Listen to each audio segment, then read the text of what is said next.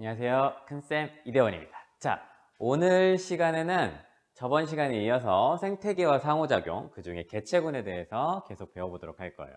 자, 개체군. 우리 지난 시간에 생태계의 전반적인 형태에 대해서 배워보고, 그 중에서도 이제 개체군의 특징에 대해서 알아보고 있었어요. 먼저 개체군이 뭐였죠?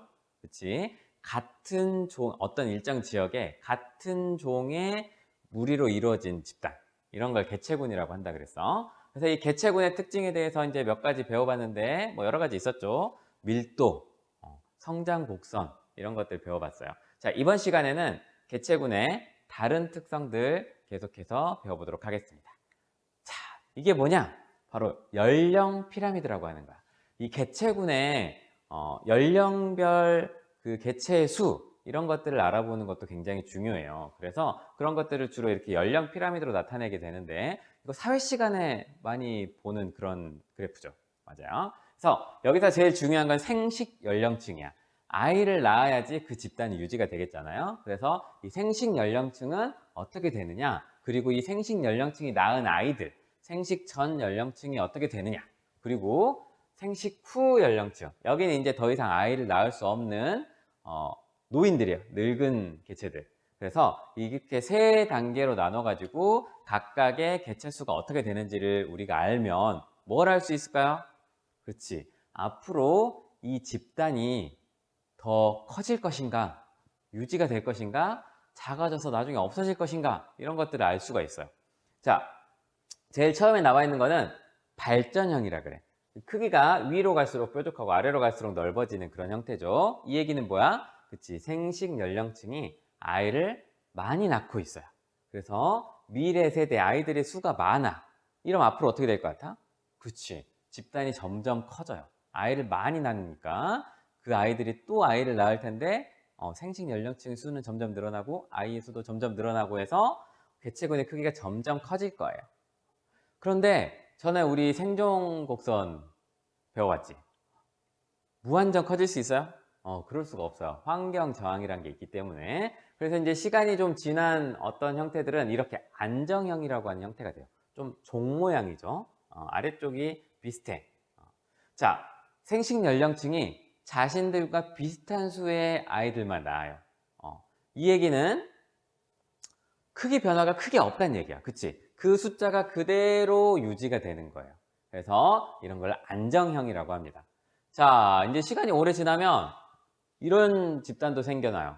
뭐냐면 생식 연령층 크기가 어때? 점점 작아지죠. 더 아래로 내려가서 생식 전 연령층 보면 아이의 수가 부모의 수보다 더 적어요. 이러면 어떻게 되겠어? 그렇지. 아이들이 점점 적어지고 생식 연령층의 숫자도 점점 줄어드니까 낳는 아이도 점점 줄어들고 결국 개체군이 크기가 점점 작아진다. 이 상태로 계속 가면 어떻게 되겠어? 그렇지. 나중에는 아이들 없어지고 생식 후 연령층만 많아지다가 여기가 이제 다 늙어 죽으면 개체군이 사라질 수도 있어요. 자, 그래서 이 연령 피라미드, 생식 연령 피라미드를 이렇게 보면 이 개체가 앞으로 어떻게 될 것인가를 알 수 있다. 자, 그런데 지금 우리나라는 혹시 어떤 형태인지 알고 있나요? 우리나라의 인구 형태 한번 살펴보도록 할게요. 자, 연도별 우리나라 연령 분포를 나타낸 거예요. 그래서 1985년도야. 이때는 어때? 그치, 밑에가 살짝 줄어들긴 했지만 전반적으로 발전형이에요. 한 70년대쯤이 되면 완전 피라미드 형태였어. 그래서 이때는 인구가 점점 늘고 아이를 많이 낳던 시기예요. 그래서 이 시기에는 지금 생각하면 조금 아이러니하지만 산하 제한이라는 걸 했었어. 뭐냐면 둘만 낳아서 잘 키우자. 셋, 넷 이렇게 많이 낳지 말자. 왜냐하면 인구가 점점 늘어나는데 앞으로 이렇게 인구가 늘어나면 우리가 어떻게 살지? 이런 이제 고민이 됐던 거예요. 그래서 아이를 조금만 낳자. 둘만 낳자. 좀 더 지나 그 전에는 하나만 낳자. 뭐 이런 것도 있었어요. 아들, 딸 구별 말고 뭐 이런 식으로 하나만 낳자. 그랬는데 시간이 지나서 2000년도에 가면 밑에가 이렇게 늘어나는 추세가 점점 줄어들다가 자, 2015년 어때요? 15년. 아주 좁아졌어요. 그치? 밑으로 갈수록 작아지는 쇠퇴기가 되고 있다.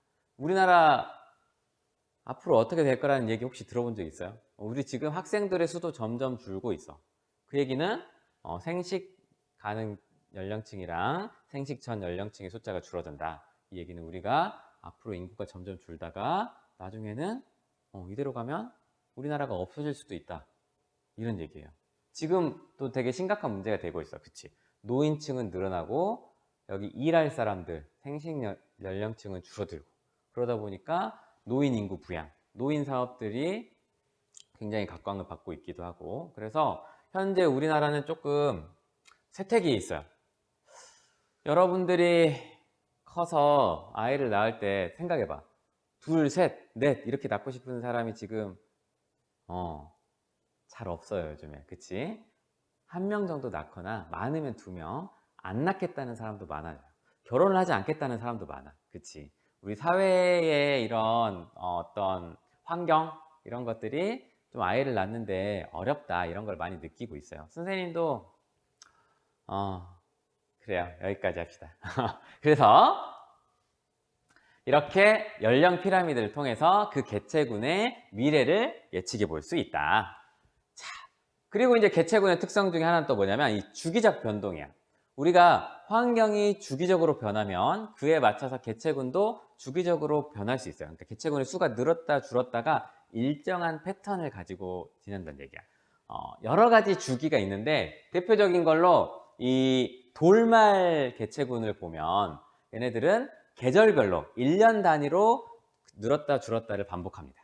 그래서 이 돌말이라는 게 먼저 뭐냐면 조류라는 거야. 조류는 물속에 사는데 아주 조그만 단세포 생물이에요. 광합성을 하는 애들인데 특히 이 조류, 규조류는 돌말은 유리 껍질 같은 투명한 딱딱한 껍데기를 가지고 있는 아주 예쁜 애들이에요. 그래서 세포 분열로 번식을 하는 애들인데 얘네들이 개체군이 주기적으로 변해. 자, 여기 보면 돌말 개체수는 파란색이에요. 이 파란색이 봄이 되면 슉 늘었다가 시간이 지나서 줄어들어요. 여름에는 한참 적었다가 가을에 살짝 늘었다가 다시 줄어들어요. 이게 왜 이러느냐? 바로 계절의 변화가 가장 큰 영향을 미치는 거예요. 자, 여기에 영향을 미치는 게 영양염류의 양. 이게 이제 얘들의 먹이예요. 영양염류랑 빛의 세기 그리고 수온 이런 것들이 영향을 미칩니다. 자, 봄부터 볼게요. 봄에는 영양염류가 많아. 일단 먹을 것들이 많은 상태인데 빛도 점점 세져요. 그리고 수온도 점점 올라가요. 돌말이 살기가 점점 좋아지고 있어. 그래서 돌말의 수가 봄에 폭발적으로 쑥 늘어나요. 그런데 자, 돌말의 수가 너무 늘어나니까 뭐가 줄어들고 있어? 영양염류의 양이 줄어들고 있어요. 먹이가 고갈되는 거야. 얘네들이 너무 늘어나니까 먹이를 다 먹어버려. 먹어버려서 자, 빛의 색이나 수온은 살기 좋아. 그런데 먹이가 없어서 돌말이 줄어듭니다. 그래서 여름 내내 이 먹이가 없는 상태가 지속이 되면서 줄어들었다가 자, 이동안 계속 개체수가 작았어. 그럼 먹이가 어떻겠어요? 그렇지. 또다시 조금씩 쌓이기 시작해서 영양염류의 양이 좀 늘어나요. 영양염류의 양이 늘어나니까 어때? 돌말 개체도 따라서 늘어나요. 따라서 늘어나는데 자, 시기가 언제야? 가을이야. 수온과 햇빛이 점점점 낮아지고 약해져요. 그러다 보니까 살기 힘들어져. 먹이는 있는데 이번에는 빛이랑 온도가 안 되는 거예요. 그래서 조금 늘다가 다시 죽습니다. 이 상태로 겨울은 이제 추워서 애들이 잘 못 살아요. 겨울 상태에 쭉 줄어든 상태로 지나면 역시나 개체수가 적으니까 먹이 영양염류는 어때? 점점 쌓여요.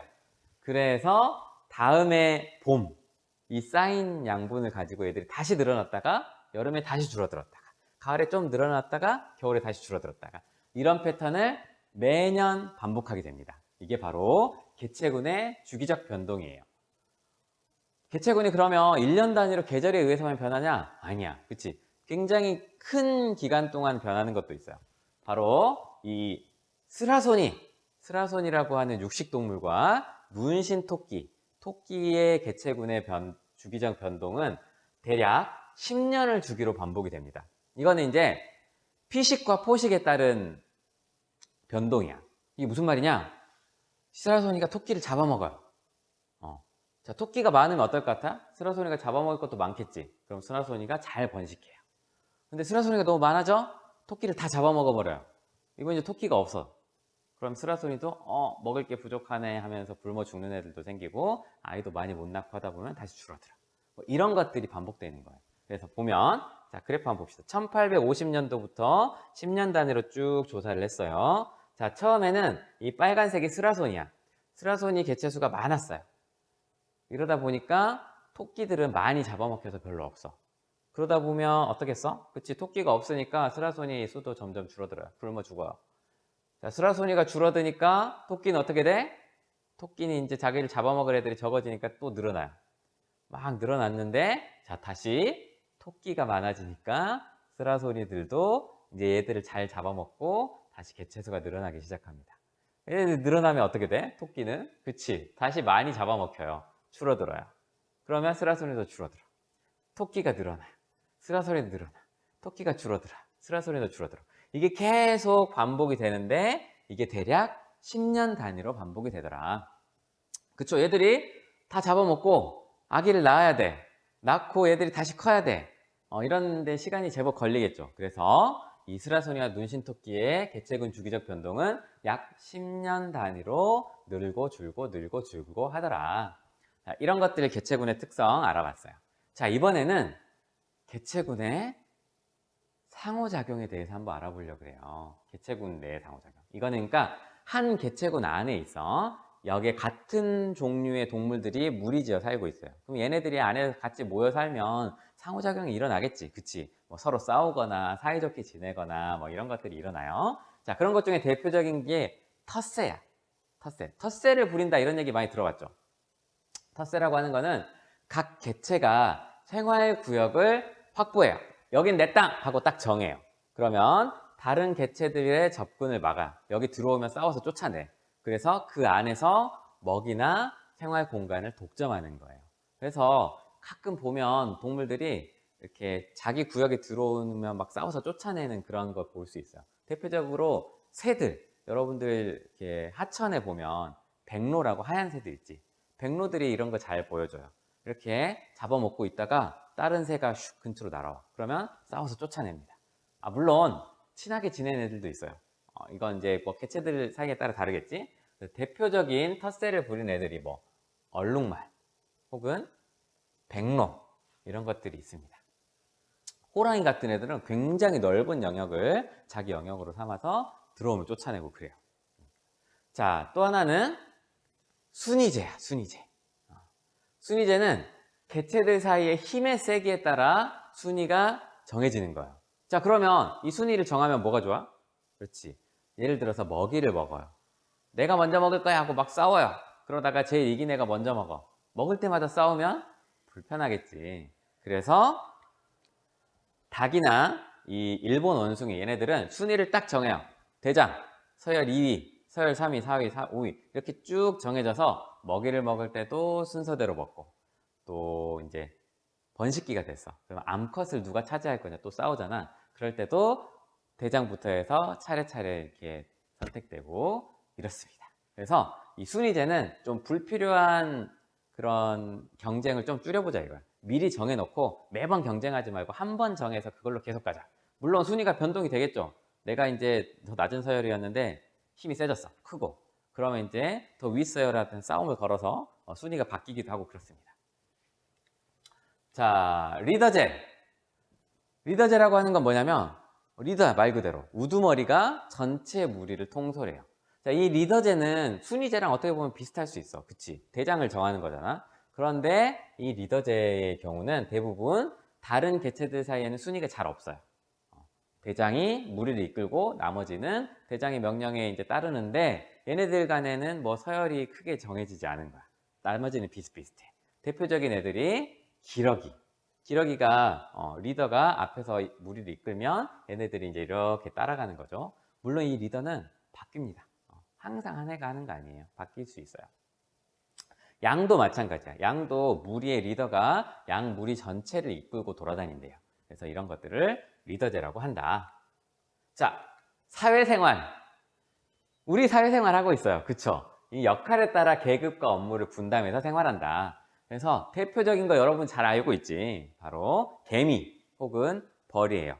여왕개미나 여왕벌은 알을 낳고 일벌, 일개미는 뭐 아기를 돌보거나 먹이를 가져오거나 하고, 또 뭐 병정개미 이런 거 있죠. 걔들은 싸움만 하고, 이런 식으로 역할이 정해져 있어. 그래서 분업화해서 사회 이제 모여서 살 때 효율적으로 이렇게 잘 살아가도록 하는 것이 사회생활이에요. 그리고 가족 생활이 있어요. 혈연 관계의 개체가 모여서 생활을 하는 거야. 대표적인 애들이 사자. 사람도 혈연 관계인 사람들끼리 모여 살죠. 그치. 그래서 이 가족 생활을 하면 혼자 사는 것보다 협동해서 사냥을 한다거나 하는 점에서도 유리할 수 있겠죠. 거기다가 이제 혈연 관계니까 더 사이가 좋을 거야. 그래서 이렇게 혈연 관계, 가족 관계끼리 모여서 사는 가족 생활을 하는 동물들도 있어요. 그런데 우리가 모든 개체군이 이렇게 딱딱 정해진 건 아니야. 그치? 이게 적당히 섞여 있기도 해요. 그래서 생물이라는 거는 항상 이렇게 기계가 아니잖아. 정해져 있다기보다도 여러 가지 분류가 있는데 여러 가지 이런 것들이 또 상호작용하면서 섞이기도 하고 바뀌기도 하고 이렇게 진행을 합니다. 자, 그래서 우리가 개체군 내에 여러 가지 상호작용들을 배워봤어요. 자, 그러면 오늘 여러분들 댓글로 남겨줄 내용은 뭐냐면, 자, 우리가 오늘 여러 가지 배워봤는데, 자, 개체군의 특성 중에서 우리가 첫 시간에 배운 거 있었어요. 그치? 첫 시간이 아니라 초반에 배운 거. 이 연령 피라미드 나오는 거, 연령 분포 배우는 거. 자, 그러면 우리나라의 개체군, 우리나라 개체군, 현재 어디에 속해 있다 그랬어요? 쇠퇴형에 속해 있다 그랬지. 이 상태로 지속되면 우리나라가 어떻게 될 것인가? 그러면 이런 거를 어떻게 하면 좀 더 낫게 할 수 있을까? 이런 것들을 한번 자유롭게 댓글에 적어주면 되겠습니다. 자, 오늘 수업은 여기까지 할게요. 수고했습니다. 감사합니다.